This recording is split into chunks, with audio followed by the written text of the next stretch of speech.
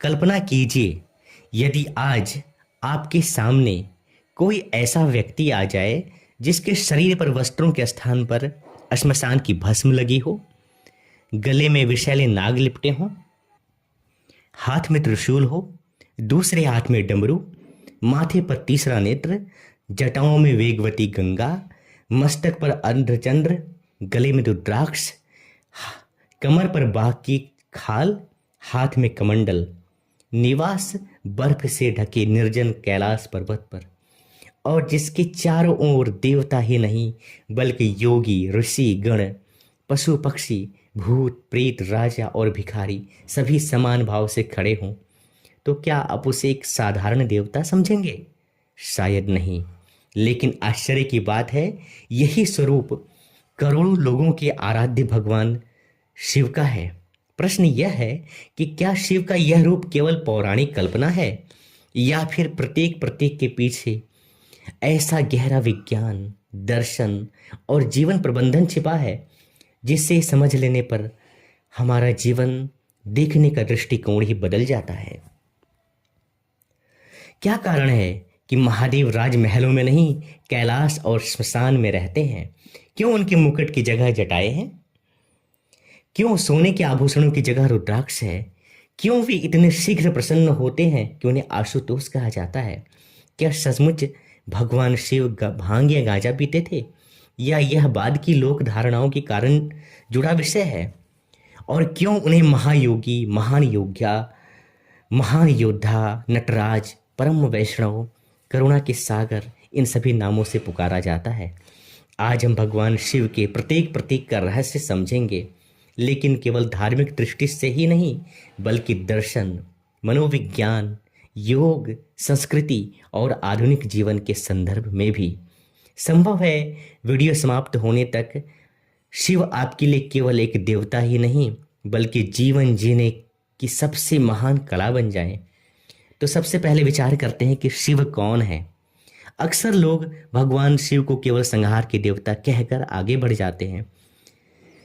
भारतीय दार्शनिक परंपराओं में शिव शब्द का अर्थ है कल्याणकारी, अर्थात जो समस्त सृष्टि का कल्याण करता है वही शिव है। इसलिए वे केवल विनाश नहीं करते, वे उस अज्ञान, अहंकार और अन्याय का अंत करते हैं जो जीवन को असंतुलित कर देता है। यही कारण है कि शिव का संहार भी सृजन की तैयारी माना गया है। जैसे किसान नई फसल उगाने के लिए पहले खेत की पुरानी खरपतवार हटाता है, वैसे ही शिव पुराने को समाप्त कर नए जीवन का मार्ग खोलते हैं। तीसरे नेत्र का रहस्य। अब सबसे पहले बात करते हैं भगवान शिव के तीसरे नेत्र की। कथा तो आप जानते ही हैं कि जब कामदेव ने शिव की तपस्या भंग करने का प्रयास किया, तब भगवान शिव का तीसरा नेत्र खुलता है और कामदेव भस्मीभूत हो जाते हैं। लेकिन क्या यह केवल क्रोध की कथा है? भारतीय योग और दर्शन की अनेक परंपराएं तीसरे नेत्र की अंतर्दृष्टि का प्रतीक मानती है। हमारी दो आंखें तो संसार को देखती हैं, लेकिन तीसरा नेत्र यह स्वयं को देखने की क्षमता देता है। दूसरों की गलतियां देखना आसान है, लेकिन अपने भीतर छिपे अहंकार, ईर्ष्या, लालच और भय को पहचान लेना, यही तो तीसरे नेत्र का जागरण है। यही कारण है कि कुछ योग परंपराएं इसे आज्ञा चक्र से जोड़ती हैं। हालांकि इसकी व्याख्या सभी परंपरागत परंपराओं में एक जैसी नहीं मिलती। यहाँ महादेव का संदेश है कि दुनिया को बदलने से पहले स्वयं को देखना सीखो। त्रिशूल का रहस्य। अब एक और प्रश्न कि शिव एक महायोद्धा है तो त्रिशूल ही क्यों? त्रिशूल की 3 धाराओं के अनेक अर्थ बताए गए हैं। कुछ परंपराएं उन्हें सतोगुण, रजोगुण और तमोगुण तीनों का प्रतीक मानती हैं, तो कुछ उन्हें भूत, वर्तमान और भविष्य का प्रतीक मानती हैं। कुछ विद्वान इसे इच्छा, ज्ञान और क्रिया शक्ति का प्रतिनिधि मानते हैं। मत अलग अलग हो सकते हैं, लेकिन निष्कर्ष तो एक ही है। जिसने अपने भीतर के तीनों स्तरों पर संतुलन स्थापित कर लिया, वही वास्तव में स्वतंत्र है। महादेव का त्रिशूल किसी को वध करने के लिए नहीं, बल्कि भीतर के अज्ञान, अहंकार और असंतुलन को समाप्त करने का प्रतीक है।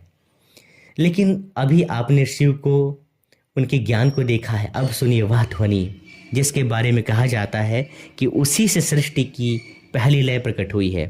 आखिर भगवान शिव के हाथ में डमरू ही क्यों? क्या यह केवल एक वाद्य यंत्र है या फिर ब्रह्मांड की धड़कन का प्रतीक?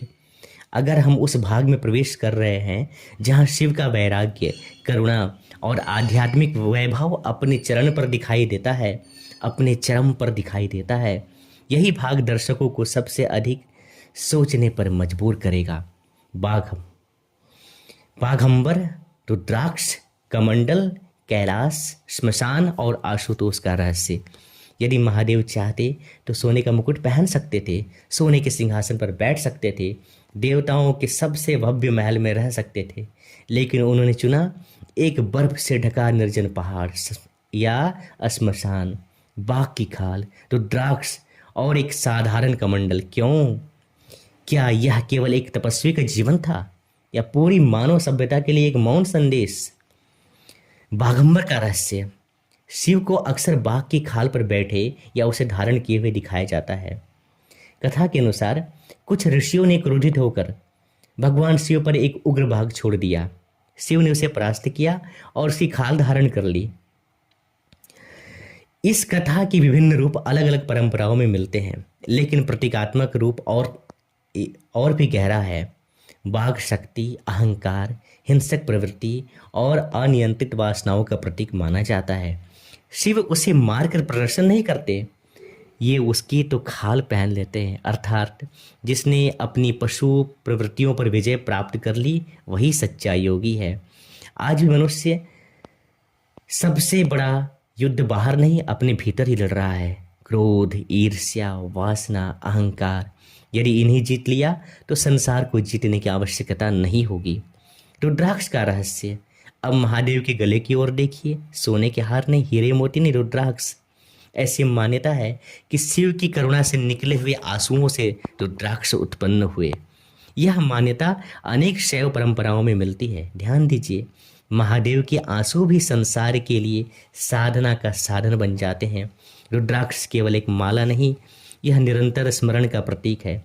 जब भी साधक माला के एक एक दाने को स्पर्श करता है तो वह स्वयं को याद करता है, मैं अपने भीतर जागरूक हूँ।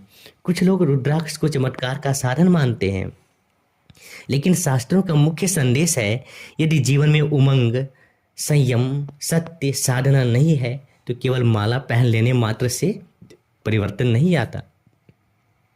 प्रतीक तो तभी सार्थक होता है जब उसके गुण जीवन में उतरे। नीलकंठ विष को पीकर शांत रहने का संदेश देते हैं। जब समुद्र मंथन हुआ था तो सबसे पहले कालकूट विष निकला। उसका प्रभाव इतना भयंकर था कि तीनों लोकों में संकट आ गया। तब भगवान शिव ने संपूर्ण सृष्टि की रक्षा के लिए वह विष अपने कंठ में धारण कर लिया। तब माता पार्वती ने उसे नीचे उतरने से रोक दिया, इसलिए कंठ का रंग नीला हो गया और भगवान नीलकंठ कहलाए। इसका गहरा अर्थ है, जीवन में भी कटु शब्द, अपमान, असफलता और कठिन परिस्थितियां आती हैं। शिव हमें सिखाते हैं कि हर विष को बाहर फैलाना आवश्यक नहीं, उसे धैर्य, विवेक और आत्म संयम से रोक लेना एक साधना है। हर नकारात्मक बात का उत्तर क्रोध से देना बुद्धिमानी नहीं, मानसिक शक्ति वही है जो विष को अमृत में बदलने का धैर्य रखे। चंद्रमा, मन पर विजय का प्रतीक। शिव के मस्तिष्क पर सुशोभित अर्धचंद्र या बालचंद्र केवल एक आभूषण नहीं है। चंद्रमा भारतीय दर्शन में मन, भावनाओं और समय का प्रतीक माना गया है। शिव के सिर पर चंद्रमा होने का अर्थ है, जिसने अपने मन को जीत लिया वही वास्तविक योगी है। और इसका आधुनिक संदेश है, तनाव, चिंता, भावनात्मक उतार चढ़ाव से भरी दुनिया में मन का संतुलन ही सबसे बड़ी सफलता है। जटाओं से बहती गंगा ज्ञान और संतुलन शक्ति का प्रतीक है। कथा है कि जब गंगा स्वर्ग से पृथ्वी पर उतरने लगी तो उनका वेग इतना प्रचंड था कि पृथ्वी उसे सह नहीं सकती थी। तब भगवान शिव ने उसे अपनी जटाओं में धारण करके उनके प्रवाह को नियंत्रित किया। इसका अर्थ क्या है? ज्ञान, शक्ति, धन या सफलता यदि संयम न हो तो विनाश का कारण बन सकते हैं। शिव सिखाते हैं कि महान शक्ति को भी सही दिशा देना आवश्यक है। और चंद्रमा शीतलता का प्रतीक है। और जब हमारा मस्तिष्क शीतल होता है तभी तो हमारे मस्तिष्क से विवेक की, ज्ञान की गंगा बहती है। त्रिपुंड के जीवन का सत्य। शिव के ललाट पर लगी 3 भस्म रेखाएं त्रिपुंड कहलाती हैं। इनके अनेक अर्थ बताए गए हैं। वे 3 गुण सत्व रज तम, 3 काल भूत वर्तमान और भविष्य और जन्म जीवन मृत्यु का भी प्रतीक मानी जाती हैं। भस्म ही यह याद दिलाती है कि अंततः शरीर मिट्टी में मिल जाएगा, इसलिए अहंकार छोड़कर सत्य और धर्म का मार्ग अपनाना चाहिए। अगला है मुंडमाला, मृत्यु का स्मरण और भय नहीं। कुछ तांत्रिक रूपों में भगवान शिव या उनके उग्र स्वरूपों को मुंडमाला धारण किए हुए दिखाया जाता है। इसका अर्थ हिंसा नहीं, बल्कि मृत्यु जीवन का अंतिम सत्य है। जो मृत्यु को समझ लेता है वह जीवन को अधिक सार्थक ढंग से जीता है। आधुनिक संदेश है कि समय सीमित है, इसलिए उसे व्यर्थ नहीं उद्देश्यपूर्ण जीवन में लगाइए। नंदी बैल, धैर्य, सेवा और अटूट भक्ति।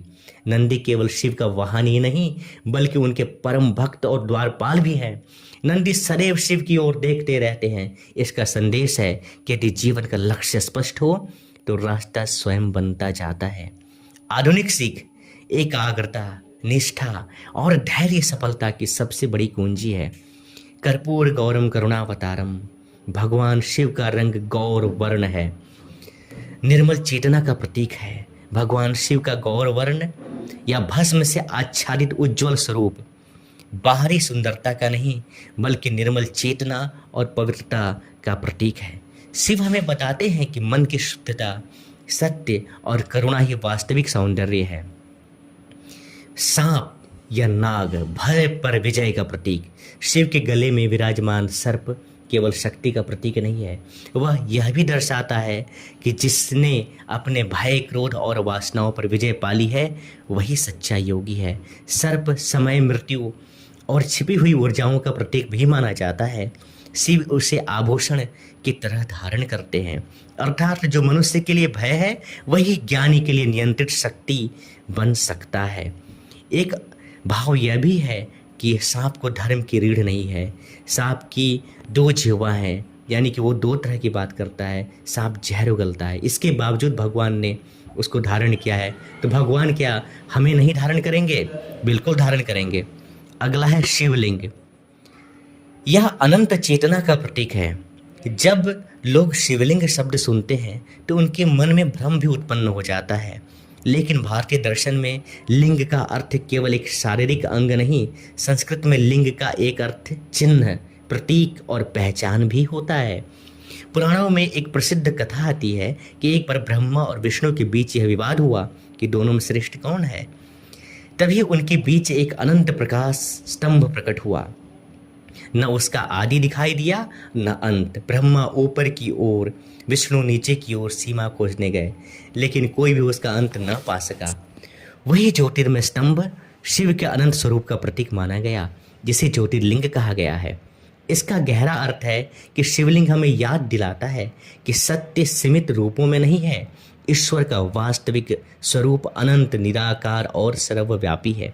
शिवलिंग के आधार, पीठिका या योनि या लिंग का संयुक्त रूप शिव शक्ति के अविभाज्य मिलन का प्रतीक भी माना जाता है। इसका अर्थ है चेतना यानी शिव और सृजन शक्ति यानी शक्ति दोनों एक दूसरे के बिना अधूरे हैं। इसका आधुनिक संदेश यह है कि जिस प्रकार बिजली के बिना मशीन काम नहीं करती, मशीन के बिना बिजली का उपयोग नहीं हो सकता, उसी प्रकार चेतना और ऊर्जा संतुलन ही सृष्टि और जीवन को संभव बनाता है। भगवान का अर्धनारीश्वर रूप भी है। यह बताता है कि संतुलन ही पूर्णता है। अर्धनारीश्वर का स्वरूप अद्भुत है। आधा भाग भगवान शिव का और आधा भाग भगवती माता पार्वती का। यह केवल एक दिव्य रूप नहीं बल्कि भारतीय दर्शन का एक अत्यंत गहरा संदेश है कि पुरुष और स्त्री विरोधी नहीं बल्कि एक दूसरे के पूरक हैं। शिव चेतना, स्थिरता और वैराग्य के प्रतीक है, जबकि शक्ति ऊर्जा, सृजन और करुणा के प्रतीक है। जब ये दोनों मिलते हैं तभी पूर्णता आती है। इसका गहरा अर्थ है हर मनुष्य के भीतर तर्क और भावना, शक्ति, करुणा, दृढ़ता और कोमलता दोनों पक्ष मौजूद होते हैं। केवल एक पक्ष पर आधारित जीवन असंतुलित हो सकता है। अर्धनारीश्वर हमें सिखाता है कि सच्ची शक्ति संतुलन में है, प्रभुत्व में नहीं। एक उदाहरण से समझते हैं। एक सफल परिवार, संस्था या समाज तभी आगे बढ़ता है जब निर्णय लेने की दृढ़ता के साथ संवेदनशीलता भी हो। केवल कठोरता या केवल भावुकता दोनों ही पर्याप्त नहीं है। कमंडल का रहस्य। अब भगवान शिव के हाथ में कमंडल को देखिए। यह हमें बताता है कि आवश्यकताएं सीमित रखो, क्योंकि इच्छाएं जितनी बढ़ती हैं मन उतना ही अशांत होता जाता है। महादेव पूरी सृष्टि के स्वामी होते हुए भी अपने साथ केवल उतना ही रखते हैं जितना जीवन जीने के लिए आवश्यक है। आज की उपभोक्तावादी दुनिया में शायद यह संदेश पहले से कहीं अधिक प्रासंगिक है। कैलाश पर्वत पर निवास क्यों? अब सोचिए, शिव यदि चाहते तो इंद्रलोक में रह सकते थे, फिर उन्होंने कैलाश को ही क्यों चुना? यह ऊंचाई, मौन और स्थिरता का प्रतीक है। ऊंचाई पर पहुंचकर शोर कम हो जाता है। ठीक वैसे ही मनुष्य चेतना की ऊंचाइयों पर पहुंचता है तो भीतर का कोलाहल शांत होने लगता है। कैलाश हमें सिखाता है कि भीड़ से दूर जाना आवश्यक नहीं, लेकिन भीतर एक ऐसा कैलाश बनाना आवश्यक है जहां परिस्थितियों का शोर प्रवेश न कर सके। श्मशान में निवास क्यों? अब यह प्रश्न जिससे सदियों से लोगों को चौंकाया है। महादेव श्मशान में क्यों रहते हैं? श्मशान जहां हर अहंकार समाप्त हो जाता है, जहां राजा भिखारी का अंतर मिट जाता है, जहां पद, प्रतिष्ठा, धन, सौंदर्य सब पीछे छूट जाते हैं, शिव वहीं तो निवास करते हैं। मानो हमें हर क्षण याद दिला रहे हों कि जिस सत्य से पूरी दुनिया भागती है उसे स्वीकार करने वाला ही वास्तव में निर्मल और निर्भय बनता है। श्मशान भय का स्थान नहीं, विवेक का विद्यालय है। महादेव का आशुतोष क्यों कहते हैं? अब एक और प्रश्न। इतने महान योगी, इतने महान तपस्वी, फिर भी उन्हें प्रसन्न करना सबसे आसान क्यों माना गया है? क्योंकि उनका नाम है आशुतोष, यानी कि जो जल्दी खुश हो जाए। इसका अर्थ यह नहीं कि शिव बिना सोचे समझे वरदान देते हैं। पुराणों में ऐसी अनेक कथाएं हैं, जैसे भस्मासुर या रावण। यह भी सिखाती कि शक्ति यदि विवेक के बिना मिल जाए तो उसका दुरुपयोग हो सकता है। इन कथाओं का एक गहरा संदेश यह है कि ईश्वर उपहार दे सकते हैं, लेकिन उसका उपयोग कैसे होगा यह मनुष्य के विवेक पर निर्भर करता है। शिव को बाहरी वैभव नहीं चाहिए, उन्हें चाहिए सच्चा हृदय, एक लोटा जल, एक बिल्वपत्र और निष्कपट भावना। यही कारण है कि गरीब से गरीब व्यक्ति भी महादेव की पूजा उतने ही अधिकार से कर सकता है जितना कोई राजा। लेकिन अभी महादेव का सबसे अद्भुत स्वरूप बाकी है। क्या वास्तव में भगवान शिव भांग या गांजा पीते थे? वे परम वैष्णव क्यों कहलाते थे? अब क्या महादेव केवल एक तपस्वी है, या वे एक ऐसे व्यक्तित्व जिनमें एक साथ हैं योगी भी, योद्धा भी, गायक भी, नर्तक भी, गुरु भी, गृहस्थ भी, सन्यासी भी? यही कारण है कि उन्हें महादेव कहा गया है। महायोगी और महातपस्वी। जब भी ध्यान की बात होती है तो सबसे पहला नाम आता है भगवान शिव। वे केवल योग करने वाले नहीं, योग के आदि गुरु माने जाते हैं। अनेक योग परंपराओं में उन्हें आदि योगी कहा जाता है।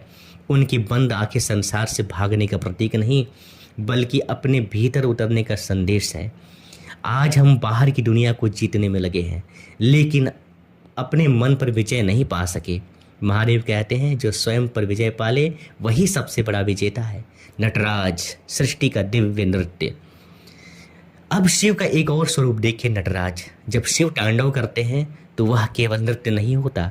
भारतीय दर्शन में नटराज का नृत्य सृष्टि, स्थिति और परिवर्तन की निरंतर गति का प्रतीक माना गया है। एक हाथ में डमरू जो सृजन की लय का प्रतीक है, दूसरे हाथ में अग्नि जो परिवर्तन और संहार का। एक पैर अज्ञान पर, दूसरा मुक्त आकाश की ओर।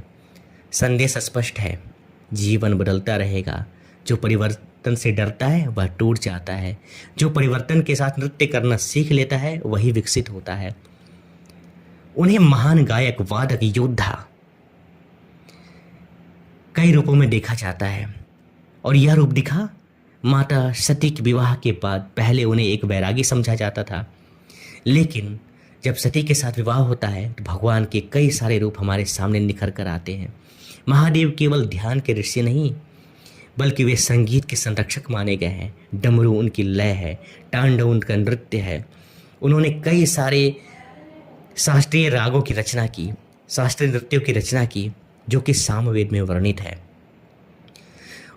तांडव उनका नृत्य, त्रिशूल उनका साहस, वे हमें सिखाते हैं कि आध्यात्मिकता का अर्थ जीवन से भागना नहीं, बल्कि जीवन के हर एक क्षेत्र में उत्कृष्टता लानी है। क्या शिव भांग या गांजा पीते थे? अब एक ऐसा प्रश्न जो आज सबसे अधिक पूछा जाता है। सच यह है कि प्रमुख पुराणों और व्यापक रूप से किसी भी शास्त्रीय ग्रंथों में ऐसा स्पष्ट वर्णन नहीं मिलता है। प्रमाणिक ग्रंथों की बात कर रहा हूँ। किसी भी प्रमाणिक ग्रंथ में ऐसा स्पष्ट वर्णन नहीं मिलता है जिसमें कि दिया हो कि भगवान शिव अपने भक्तों को नशा करने का उपदेश देते हैं या स्वयं नियमित रूप से नशा करते हैं। समय के साथ कुछ लोग परंपराओं, साधु संप्रदायों और क्षेत्रीय मान्यताओं ने शिव को भांग से जोड़कर देखा है, लेकिन इनका मूल संदेश क्या है? योग, जागरूकता, आत्मसंयम। यदि कोई वस्तु आपकी चेतना को धुंधला कर दे, आपकी विवेक शक्ति को कम कर दे, तो वह शिव के योग मार्ग से मेल नहीं खाती। इसलिए महादेव की पूजा का नशा सार नहीं, नशे से ऊपर उठी हुई चेतना है। अब बात करते हैं कि शिव परम वैष्णव क्यों। एक और अद्भुत तथ्य, शैव और वैष्णव परंपराओं में अनेक ग्रंथ ऐसे मिलते हैं जहां शिव और विष्णु एक दूसरे के प्रति गहरी भक्ति और सम्मान प्रकट करते हैं। इसलिए कुछ परंपराएं शिव को परम वैष्णव कहती हैं और विष्णु को शिव का परम भक्त। संदेश क्या है? जहां अहंकार समाप्त होता है वहां मतभेद नहीं, केवल सम्मान बचता है। शिव और विष्णु की यह परंपरा हमें बताती है कि सच्चा विभाजन धर्म नहीं सिखाता, यह एकता सिखाता है। अब बात करते हैं हनुमान और शिव के संबंध की। कई परंपराओं में हनुमान जी को भगवान शिव का रुद्रावतार या उनके अंशावतार के रूप में माना गया है, जबकि अन्य परंपराएं उन्हें मुख्य रूप से वायुपुत्र और श्री राम के परम भक्त के रूप में वर्णित करती है। मत भिन्न हो सकते हैं, लेकिन एक बात सभी परंपराओं में समान है, शिव का हृदय श्री राम में बसता है और हनुमान का हृदय भी श्री राम में। यही कारण है कि शिव और हनुमान दोनों हमें शक्ति के साथ विनम्रता और सामर्थ्य के साथ सेवा का मार्ग सिखाते हैं। अब महादेव का अंतिम संदेश। जब अगली बार आप भगवान शिव की मूर्ति को देखें तो केवल एक देवता मत देखिए, उनका तीसरा नेत्र आपको विवेक की याद दिलाएगा, त्रिशूल संतुलन की, तो डमरू जीवन के लय की, गंगा संयम की, अर्धचंद्र समय पर नियंत्रण की, सर्प भय पर विजय की, नीलकंठ कटुता को धैर्य में बदलने की, भस्म अहंकार के अंत की, तो रुद्राक्ष साधना की, कैलाश आंतरिक शांति की, श्मशान जीवन के अंतिम सत्य की, और महादेव स्वयं इस बात की कि जो स्वयं को जीत लेता है वही संसार को दिशा देता है। शायद इसलिए उन्हें केवल देवों के देव नहीं, महादेव कहा गया है। यदि इस वीडियो ने भगवान शिव के प्रति आपकी दृष्टि को थोड़ा भी गहरा किया है तो इसे केवल शेयर मत कीजिए, पहले अपने जीवन में इन प्रतीकों का एक संदेश उतारने का प्रयास कीजिए, क्योंकि शिव की सबसे बड़ी पूजा अभिषेक मात्र नहीं, बल्कि अपने भीतर के अज्ञान, अहंकार और भय का अभिषेक है। और यदि आपको ऐसे ही शोध आधारित गहन और संतुलित आध्यात्मिक यात्राएं पसंद हैं तो चैनल को सब्सक्राइब कीजिए